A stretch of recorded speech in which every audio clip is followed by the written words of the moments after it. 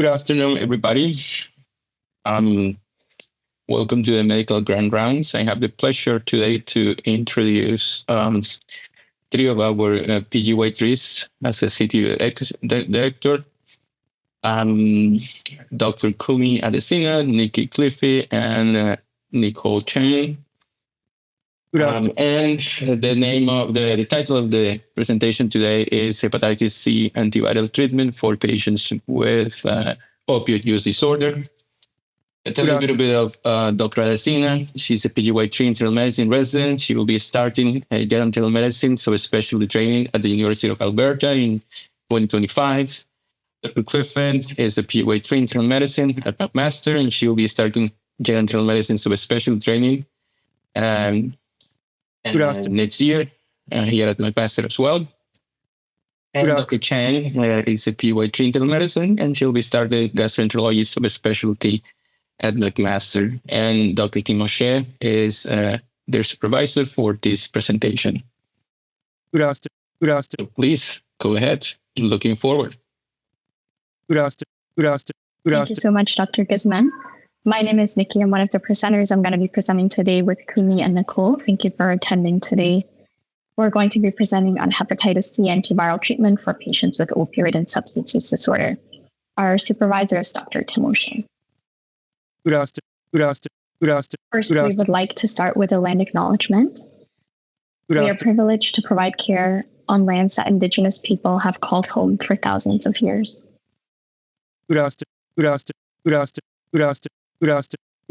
Our objectives today are going to be to provide a brief overview and a refresher of Hep C infection, review barriers to treatment of Hep C in patients with substance and opioid use disorder, using telemedicine to improve successful treatment of Hep C in patients with opioid use disorder, and consider public health implications and the feasibility of such a project here in Hamilton. I'm going to be passing along to Nicole, who will now present a brief overview of Hep C. Hey everyone, so my name is Nicole. I'll be just taking you through the first bit, describing what hepatitis C involves, a little bit on the epidemiology, and taking you through some of the background material. Next slide. So, just in terms of the background information, worldwide, it's a major problem. There's more than 71 million people worldwide chronically infected with HCV. I'll go through some of the Canada-specific data a little bit later on. The HCV virus successfully evades host immune response in a large majority of the acutely infected persons, meaning that it often leads to chronic infection in majority of the patients and can lead to multiple complications such as cirrhosis and hepatocellular carcinoma. The complications of HCV-related cirrhosis remain leading indications for liver transplant in North America as well as Europe. HCV-related mortality increased dramatically after mid-90s, plateauing around early 2000, that has been sort of increasing since 2003 due to an aging HCV-infected population.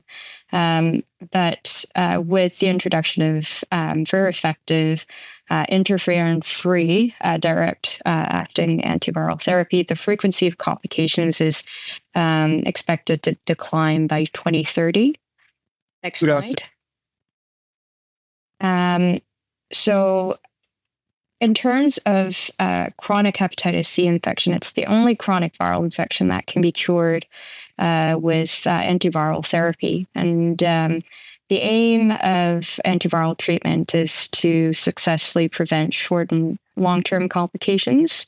And fortunately, substantial progress in understanding the HCV sort of life cycle, the structure, how it replicates, and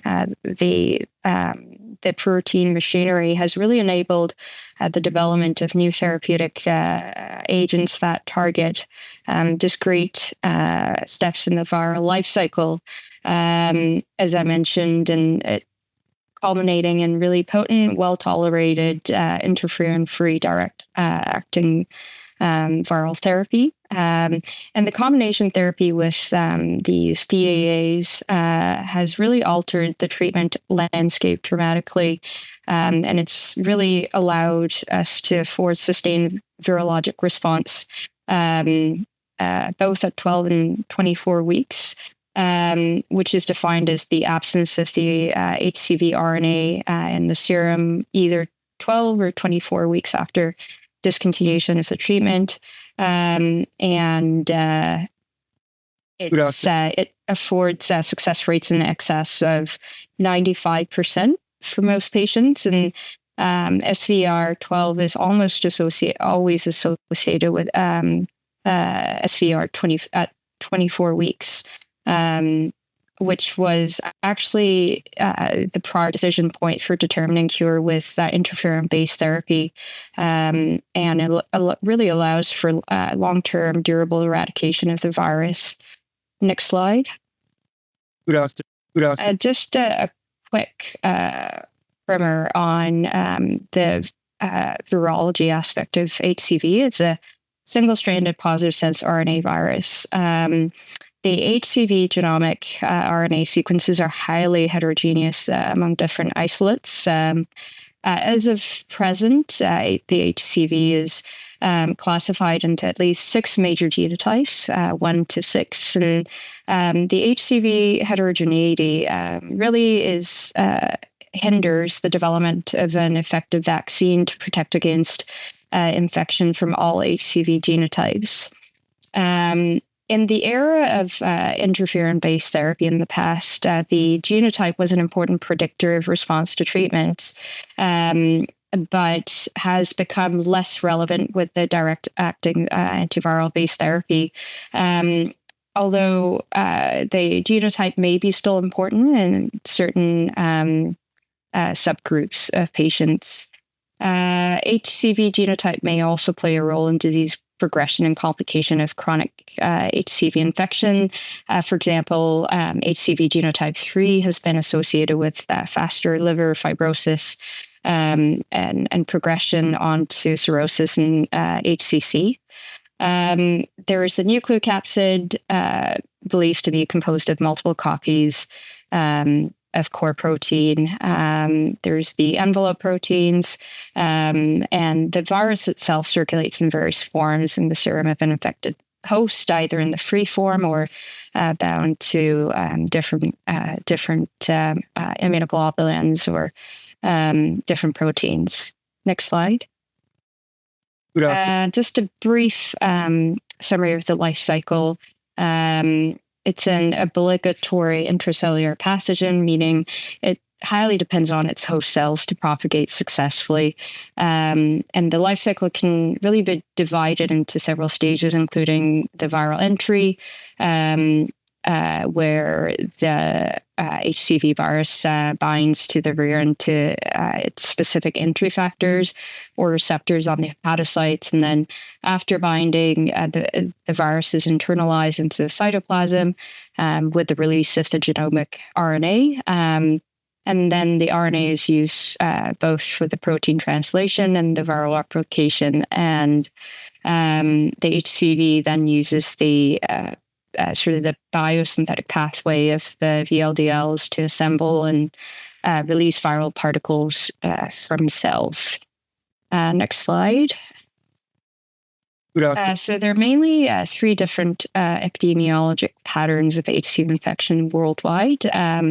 Either previous exposure through healthcare, which is a kind of an older aged population, or exposure through injection drug use, and then ongoing high levels in sort of endemic areas. I will go through some Canada-specific data in the next slide. Was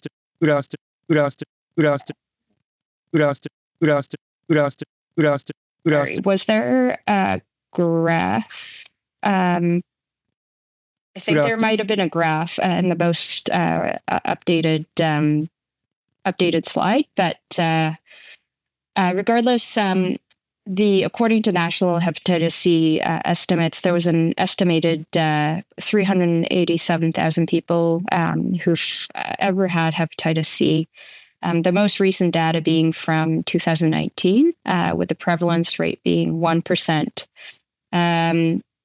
In 2021, there was, with regards to incident cases, there were about at least 5,000 cases, the majority of which were centered upon sort of the age group of 30 to 39 years, and over sort of the 200,000 people with either history of injecting drugs or with or who are active IVDU users.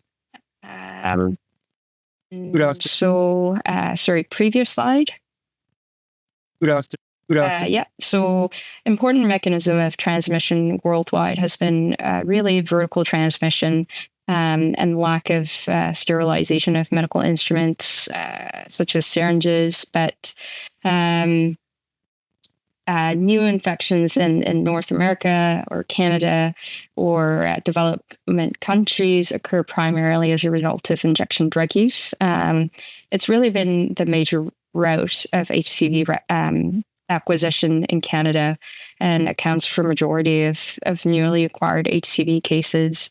The frequency of HCV infection in persons who inject drugs ranges from anywhere between 57 to 90%.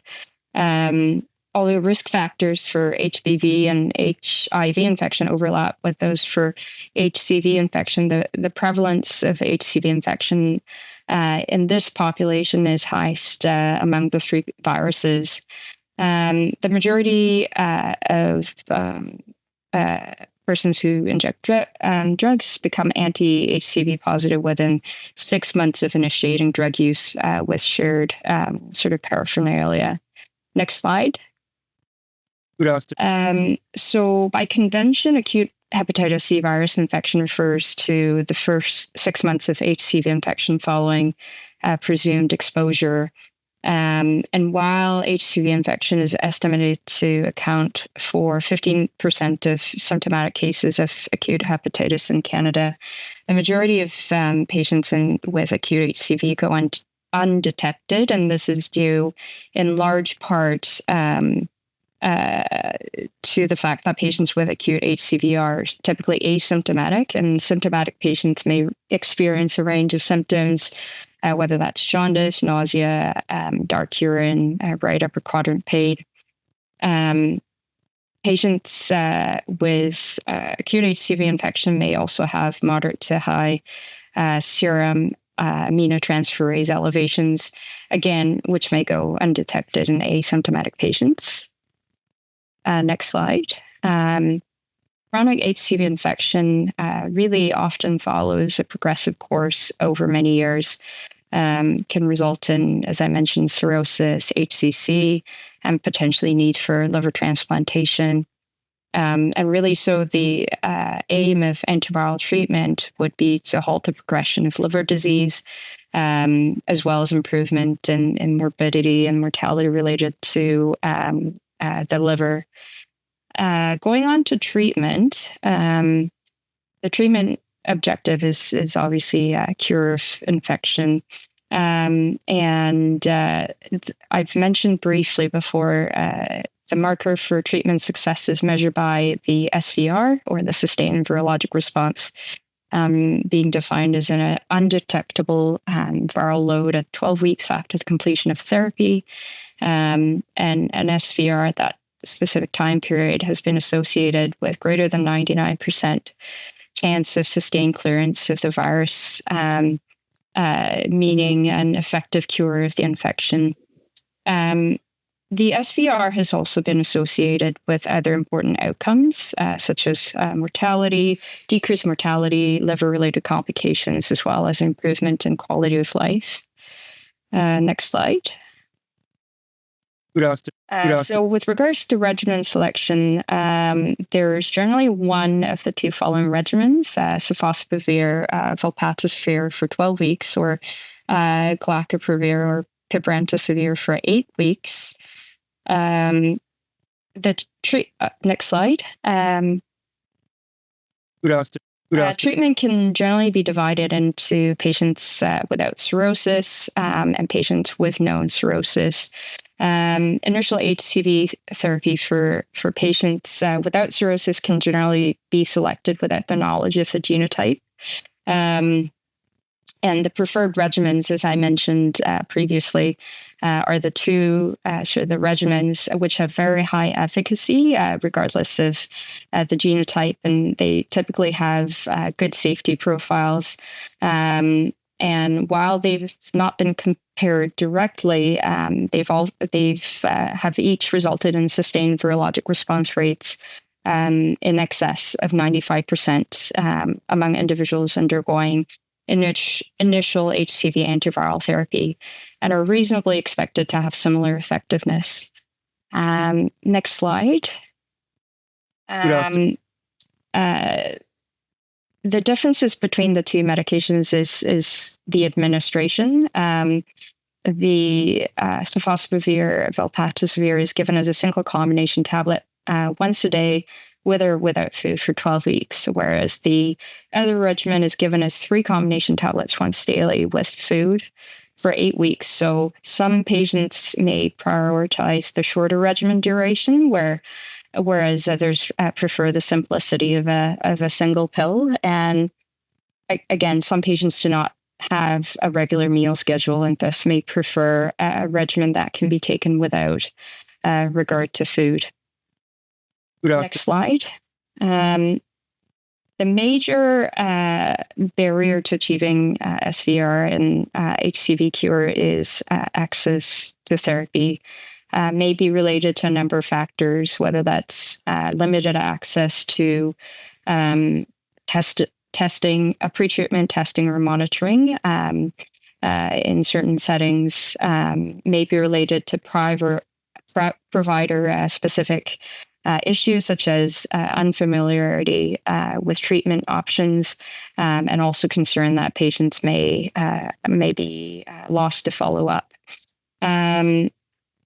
And so there have been proposals to move towards a simplified approach that may circumvent some of these limitations, including a streamlined approach to regimen selection with limited pre-treatment evaluation, minimalist approach to monitoring, and low threshold to offer therapy, despite some of the factors that physicians may typically be concerned about. And I will go a little bit more in detail through each point in the slides below.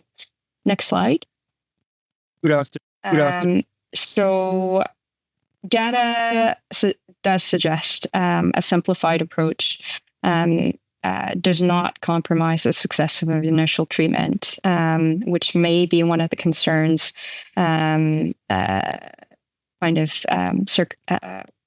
concerns to do with a simplified approach, and high serologic viral response rates can be achieved among patients treated by non-specialist providers, whether that's primary care physicians or nurse practitioners and pharmacists. And this is without on-treatment monitoring and despite injection drug use. Next slide.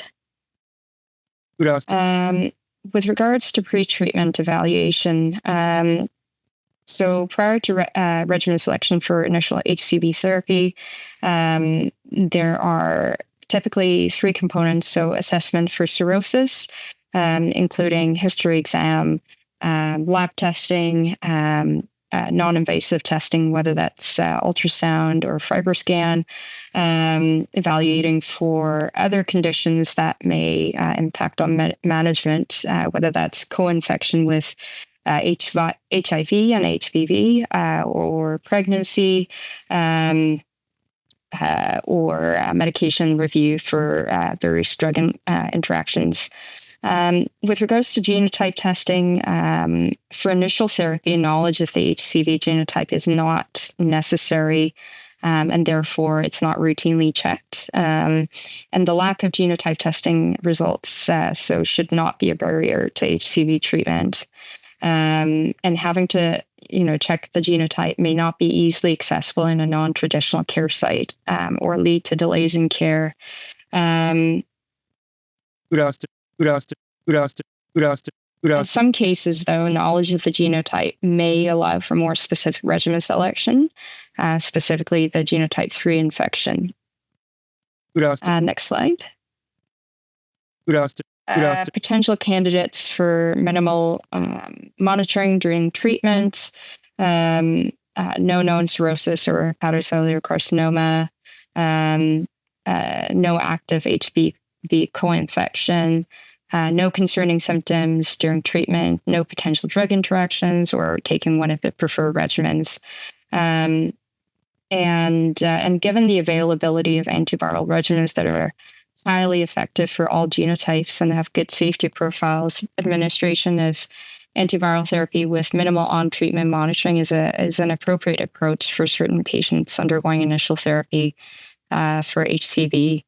Next slide. For patients with cirrhosis, specifically compensated cirrhosis or Child-Pugh class A, knowledge of the genotype is not essential to antiviral selection, because the pan-genotypic regimens tend to be highly effective in such patients with regardless of the genotype. And for initial treatment, the main options are the Clacoprovir and Cabrantisavir and the Epclusa, or the Sofosbuvir or the Velpatasvir. And then for unknown or non-genotype 3 infection, the regimen selection and administration is the same for patients as for without cirrhosis. Next slide. For patients with decompensated cirrhosis, so Child-Pugh class B or C, the recommendation is for the antiviral treatment to be undertaken by or in close consultation with experts who have experience dealing with HCV infection in sort of these comorbid patients, and the possibility of liver transplantation should be assessed for patients with decompensated cirrhosis or MELD score greater than 10 prior to initiation of antiviral therapy. For individuals who are transplant candidates, timing of antiviral therapy depends on multiple factors, including the severity of disease, and expected wait time to transplant. With regards to follow-up after antiviral therapy, the virologic response to treatment should be assessed by checking the viral load at 12 weeks following the cessation of therapy. As I mentioned, the SVR is defined by the undetectable viral load at that time. And some also check the viral load at 24 weeks to ensure maintenance of SVR. And although SVR reflects effective cure of hepatitis C virus infection, it doesn't confer immunity to HCV, and patients should really be counseled that their risk for further sort of reinfection with further exposure. If a patient has achieved SVR and they don't have any evidence of cirrhosis, they don't require any specific follow-up. Although it is possible to check an HCV viral load 1 year after the completion of treatment. For patients who have failed to achieve an SVR, they should be continued to be followed for signs of progression of liver disease and really be assessed for retreatment of HCV infection. And it goes without saying, advanced fibrosis or cirrhosis require ongoing monitoring by a specialist. Next slide. And then just a quick point about counseling and risk reduction. For patients who are suspected to have or confirmed to have HCV, need to be reminded of risk of exposures and to avoid ongoing risk activities, whether that's IVDU or high-risk sexual practices, and patients can be told about harm reduction strategies. Standard precautions such as sharing razors or toothbrushes, and obviously telling patients about the risk of reinfection if they're exposed to HCV again, and recommendations for ongoing surveillance. Good afternoon. That's it. Yeah. Good afternoon. Next, we're going to be talking about hepatitis C in patients with substance use disorder and barriers to treatment. So Nicole spoke a little bit about this, but in Canada, despite the introduction of really effective direct antiviral agent therapy, there are still around 280,000 people in Canada who are infected with Hep C. So who is at risk of this? And there are multiple vulnerable groups when it comes to Hep C infection. These include people who inject drugs, Indigenous people, incarcerated folks, gay, bisexual men who have sex with men, immigrants and newcomer, and older adults. For the purposes of this talk, we're going to be focusing on patients with substance use and people who inject drugs. However, it's also really important that we recognize that there's intersectionality of vulnerable groups. So recent research has demonstrated that Indigenous people in Canada are up to 50% less likely to start Hep C treatment, up to 3 times more likely to die without ever having access to Hep C treatment. And they make up 3/4 of new Hep C infections amongst young people who inject drugs in Canada. So substance use in Canada, we know it's really prevalent. In 2017, there were an estimated 170,000 people who inject drugs, and most of those, so around 2/3, were estimated to use illicit opioids. So we're going to be talking about substance and opioid use in this talk. People who inject drugs in 2017 made up around half of those who ever had a Hep C infection in Canada, as well as 70% of new Hep C infections in Canada. As Nicole mentioned, the sharing of needles, syringes, and other injection equipment is the primary driver of Hep C transmission. This is some data of people who inject drugs and hepatitis C. So the Public Health Agency of Canada, in conjunction with provinces and local territories, monitors transitive prevalence of infectious diseases such as HIV and Hep C and associated risk factors in key populations. So in this case, people who inject drugs through the TRACK surveillance system. And this is the TRACK survey of people who inject drugs collected data from 14 different sites in Canada from 2017 to 2019. And this is some data that you can see that's in regard to Hep C prevalence, awareness, and the care cascade. So what we see here is that Hep C antibody prevalence was 64%. Hep C RNA prevalence was around 35%. And of those who were positive for Hep C RNA, around 50% knew of that Hep C positive RNA status.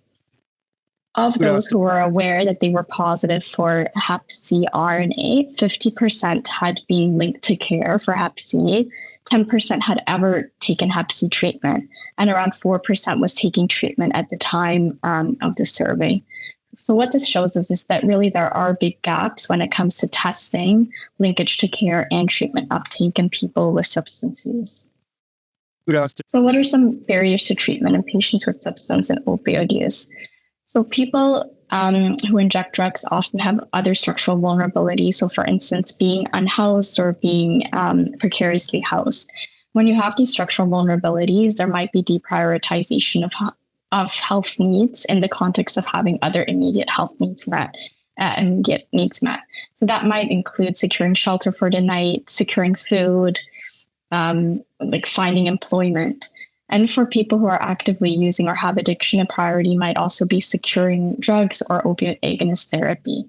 In addition to all of that, patients may also have other physical or psychological comorbidities that might take precedent over accessing Hep C care. An important identified barrier on a patient level is also the perceived lack of urgency regarding Hep C treatment. And oftentimes amongst people who inject drugs, Hep C is normalized and not seen as an immediate health threat. And this is in part due to the infection's relatively long asymptomatic phase. And then lastly, another barrier on a patient level to initiating treatment for patients with Hep C is stigma. The stigma could either be attached to Hep C diagnosis itself or substance use. And it's also important that we recognize that any stigma that patients with Hep C and substance use might experience can also be compounded by other minority status. Good afternoon. There are also various barriers to treatment from a provider level. There was a study in 2018 that kind of looked at knowledge and training of ID physicians when it comes to prescribing DAA therapy. And that study in 2018 surveyed infectious disease specialists, and it found that only 53 of respondents felt appropriately trained to prescribe DAA therapy.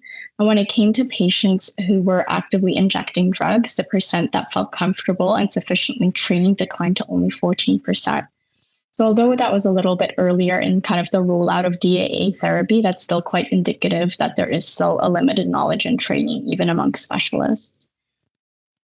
Another barrier is prejudice and reluctance to treat those with active substance use issues. And one study was done in 2011. It was a Canadian nationwide cross-sectional study, and it interviewed Hep C specialists that mainly consisted of hepatologists and gastroenterologists. But that study showed that only 20% would consider providing treatment to patients with active IV drug use who exchange needles. The reluctance to treat those with active substance use issues is probably in part due to misconceptions regarding treatment efficacy and reinfection rates.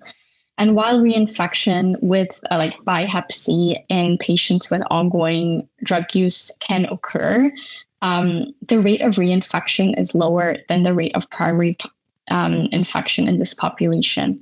So really, reinfection should not be used as a reason to withhold therapy from people with ongoing injection drug use. From a system level, there are various barriers as well. One of them is limited infrastructure for providing Hep C assessment and treatment, particularly in substance use treatment center, primary care services, and that's really where a lot of marginalized populations and those who are at risk of Hep C will attend. So oftentimes there aren't phlebotomy services, there aren't testing services, or patients can't access things like a liver ultrasound or a fibroscan. And this is also particularly relevant for rural populations. In Canada, there's also kind of a lack of DAA prescribers, and it's very centralized. So there was a study done in 2018 that looked at who was actually prescribing DAA therapy. And that study found that 40% of DAAs were prescribed by a gastroenterologist or a hepatologist. Around 25% were prescribed by an infectious disease specialist, around 15% by another specialist, and only around 10% by a primary care practitioner. And that does show us that in Canada, DAAs are very much prescribed by specialists, and that itself can also limit access to these medications. Because as well, things are so centralized and really a specialist referral is needed, oftentimes there's fragmented care. And healthcare navigation can be difficult for anyone, but especially given some of the structural vulnerabilities patients with substance use and Hep C experience, they can face additional barriers when there is such fragmented care. And lastly, because the system is so centralized and really referral to specialists is needed, there can also be long waiting lists for accessing Hep C care. In Hamilton, the waiting time to access Hep C care is currently between 1 and 3 months. So what are some strategies to improve Hep C care and treatment uptake for patients with substance and opioid use? So traditional models of Hep C care have really relied upon either community or primary care-based testing with then referral to a specialist or a tertiary care hospital. But generally, it's accepted and understood that to scale up treatment and to engage people who inject drugs, Hep C really needs to be brought to community services where patients are already accessing other services. So that might be places like substance use disorder treatment clinics, needle and syringe programs, prisons. And then within those varied settings, Hep C treatment can be provided by different providers. So there's two different ideas on how to provide this kind of care. And one is to co-locate service. So for instance, if we have an opioid agonist treatment center to actually provide Hep C treatment there and have a service that is located at the same place that patients can more easily access the care. And the second option is to have telehealth. So the idea could be the same, that a patient could be attending an opioid agonist treatment center, and a staff member could help them connect with a clinician who they could connect with via telehealth. And the idea is really that telehealth could reach patients in remote or underserviced area who might not have easy access to healthcare facilities. And another proposed benefit would be that the environment might be less intimidating because it is an environment that the patients already know. So next, I'm going to be passing on to Kunmi, who will be talking about telemedicine to improve treatment success.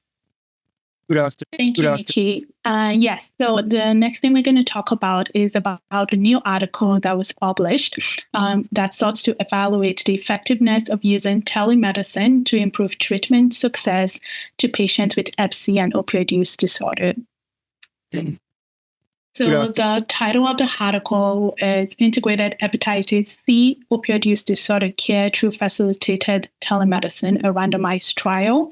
The authors are listed above. It was published in JAMA earlier this year on April 3rd. The study question was, among people receiving care in opioid treatment programs, does facilitated telemedicine for hepatitis C treatment increase cure rates compared to standard of care referral to hepatitis specialists? So a quick review of the PICO statement. The populations included people who were utilizing opioid use disorder sites in New York, and they had to be there for at least 6 months. The patients were patients in the methadone program. Each study site had to have at least 50 Hep C seropositive patients per site. The intervention group were people that received hepatitis treatment with DAAs through co-management with a hepatitis specialist. It was facilitated through telemedicine, integrated into the opioid treatment programs. They compared this group to people that received standard of care for hepatitis C, which the standard of care was an off-site referral for their treatment.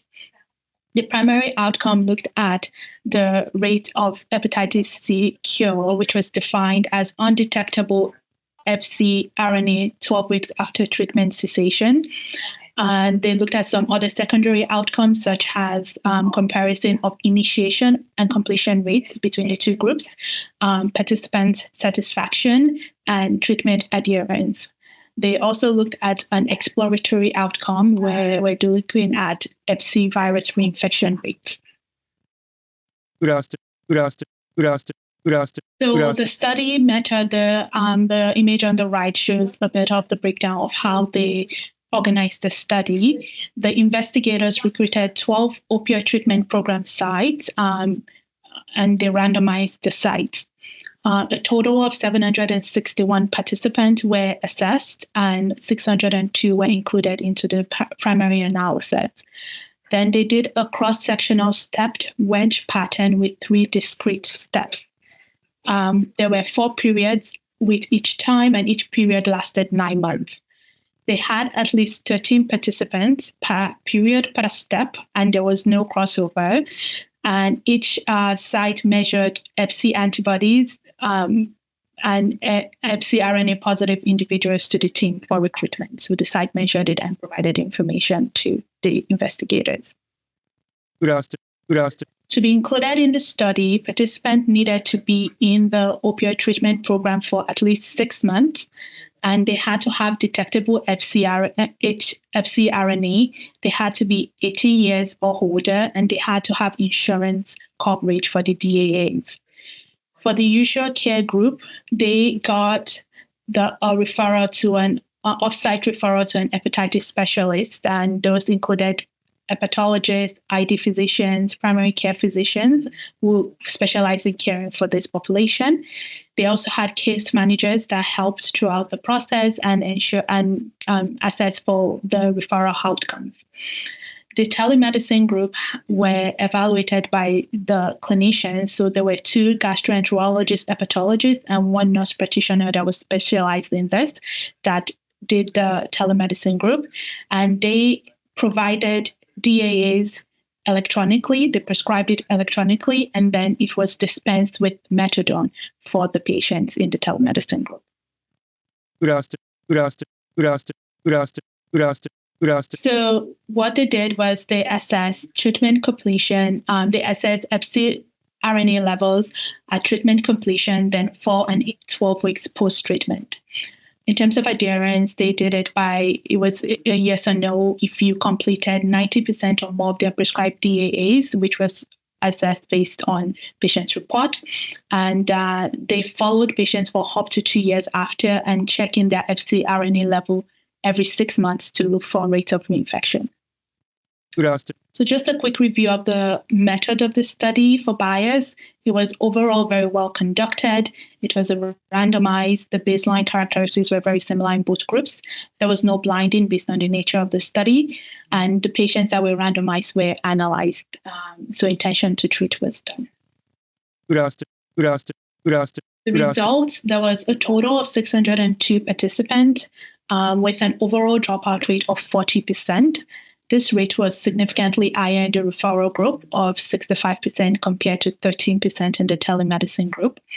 As you can see there, the drop, there was out of the 290 that were randomized in the telemedicine group, 251, so 86% achieved SVR, while out of the 297 in the referral group, only 108 achieved SVR. And you would note again that the highest dropout rate occurred before initiation of treatment. So 40% of the referral group never actually initiated treatment. Other results that were reported in the study was that the telemedicine group were more satisfied with their healthcare. Patients that achieved cure were significantly used less illicit drugs, regardless of which group. And there was some subgroup analysis that found higher rates of cure in the telemedicine group, particularly rural inhabitant and Hispanic women, but there were too small sample sizes to really draw broad conclusions, but there could be something to explore in the future.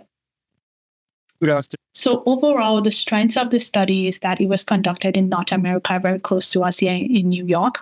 So the population would be similar to Hamilton. The primary outcome is one that is significant to both clinicians and patients. And there is no clear harm with the way the study was conducted.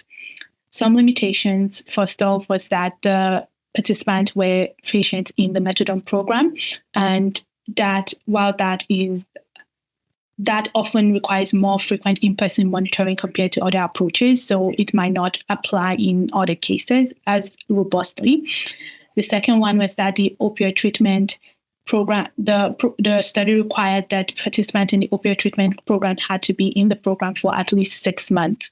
Their rationale for that was that many participants, unfortunately, would drop out of the opioid treatment program within the first 6 months. So they were looking for patients that were already stabilized. So again, it's not clear if the result can be generalized to that population. And finally, the participants were required to have insurance coverage, which again, for the marginalized people that do not have insurance coverage, and they were not included in this study. So lastly, we will just bring it back to Hamilton here. So like we've mentioned throughout our presentation, patients in Hamilton are often referred to FC care teams for treatment, although sometimes some family physicians could prescribe some treatment for them. Waitlist in Hamilton varies. It could take up to 4 to 12 weeks, but sometimes it can be a bit faster depending on the clinician. There are no exclusions to initiating treatment here. The discussion is usually individualized on if the patient is willing and able to complete the treatment. And sometimes specialists also offer opiate replacement as a means to prevent reinfection rates. Some addictions clinics have been trying to decentralize and pair DAAs dispensing with methadone, but this is more of an exception as opposed to the rule. just to note again, daily dispensed medication already work with patients with opioid use disorder and HIV. So there is already precedence for that, and there is room for it to work here in Hep C also. And then something to keep in mind that this is a good intervention for patients already on opioid agonist therapy, but patients that are not on this therapy might be a bit harder to reach, and it's an area to explore in the future in terms of looking for other solutions in that population. So that brings us to the end of our presentation. Here's a quick look at some of our citations. Are there any questions or, open for questions?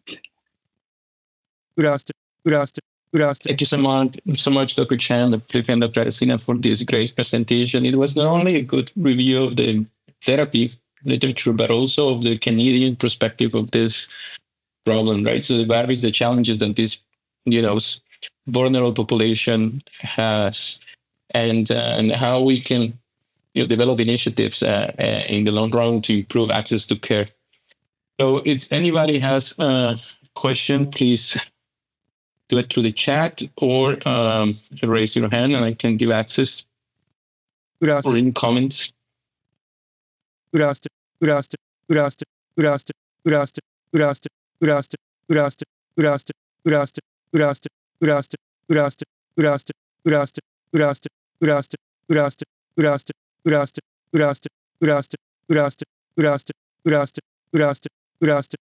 Yes, we have Dr. Adesina here, so I'm gonna, if you can join via mic.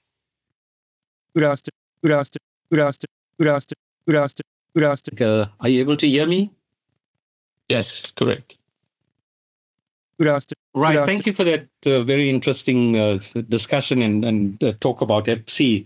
We all know that Hep C can be difficult to diagnose because, firstly, we tend to concentrate on patients that are at risk. And so we would do the test in those patients we consider at risk. But we know that the sort of clinical syndrome associated with Hep C is really non-specific, and many patients are really asymptomatic. But there's one interesting historical perspective of Hep C that I'd like to share with you. It's something that I've learned over the years. Prior to Hep C being known as Hep C, in other words, prior to the virus actually being identified, there was a thought that, in fact, the infection was due to a virus. And at that point, I think in the early 80s, it was referred to as non-A, non-B virus. And in fact, many of you may not know this, but the late Dame Sheila Sherlock, who's probably the one that sort of coined the term non-A, non-B, in fact, told us or taught us that one of the ways to identify that the patient may have Hep C is, in fact, to look at the liver enzymes and to look at the so-called yo-yoing of the enzymes, the ups and downs of the enzymes. And whenever you see patients with ASTs and ALTs that fluctuate from, say, day to day or week to week, those are the patients you should actually consider as having probable Hep C. And in fact, many of us that trained in that period and under those circumstances, we in fact did the testing, and we would say the patient most likely has got non-A, non-B, which is now Hep C. Thank you.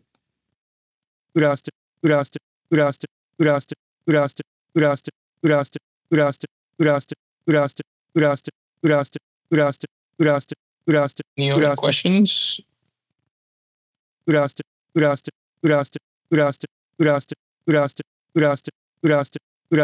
Or comments from the presenters?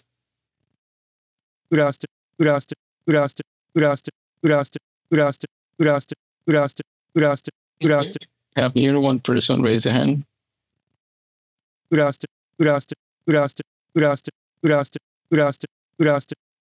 Hi, great talk, Anjali. Thanks. I just wanted to get your opinion, I guess, on it's a very interesting study. I think we all have felt or at least personally, I felt for a long time that these patients are undertreated. They're not offered the opportunity to get engaging care sometimes. And so do you have any practical strategies on how we can maybe implement some of your suggestions within Hamilton? Good afternoon.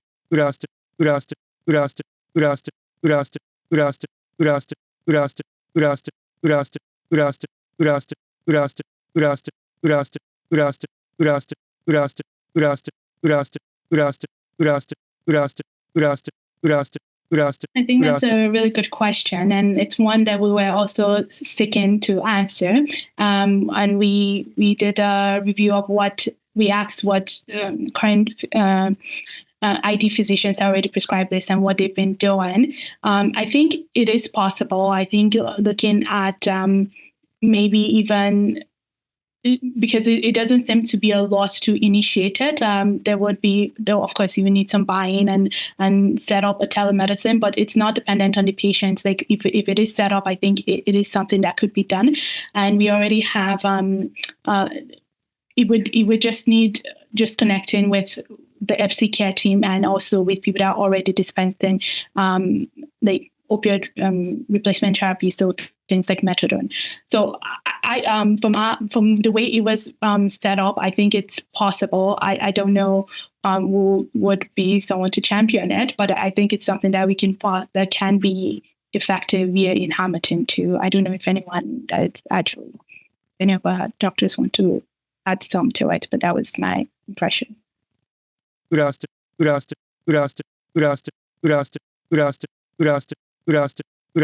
just to add on to Kunmi's point, I think definitely there's room for moving the treatment or management of chronic hepatitis C infection out into non-traditional settings and perhaps onto kind of develop a training model for primary care physicians or even nurse practitioners so that they can gain the confidence and comfort with which to treat the patients. Because I'm sure that a lot of primary care providers may not feel comfortable, especially for patients who are traditionally not viewed as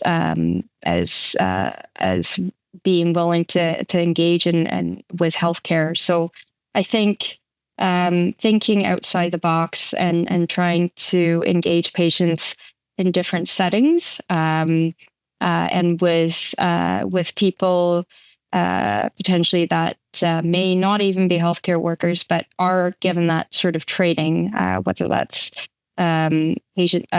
people who might be working in those types of non-traditional settings, may be in a better place to interface with these sort of vulnerable at-risk populations.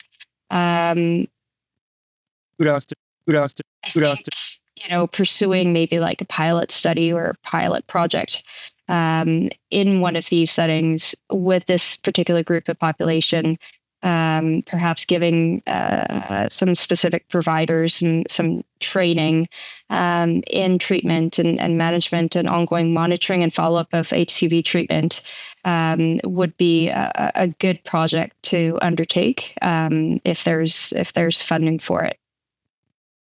Just a logistical question. So all the pharmacists, they can access the medications, or it's a specific request the ministry? Medications are limited use, but most pharmacies will dispense them. They will be able to get them? Yeah. I'll just add thanks. I'll just add a quick comment, Juan, if it's okay. Yeah, so reiterating what everybody said. Great presentation. Thank you guys very much for the hard work and the excellent information. I just put one plug in. One thing that I think has been a good tool is a proportion of patients, not all obviously, because some people will be more unstable, but a proportion of patients are going to be on daily dispensed medications for opioid substitution therapy. And in that situation, it works very elegantly just to have their Hep C medications daily dispensed with their OAT, because it's especially if people are in shelter or in encampments, it's hard to hang on to a week's worth of medications or a month's worth of medications, but getting them from the pharmacy every single day, they're getting them, and that's a nice elegant way to make sure that they get their medications and kind of follow through. Excellent. Thank you.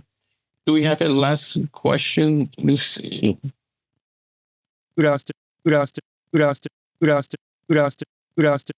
No, that was a John. Okay, so thank you so much again for this fantastic presentation and good information. Then we are now aware of the different issues that the population faces and how we can in the future improve access to caring hepatitis C for opioid use disorder patients. Thank you so much, everybody. Have a great weekend.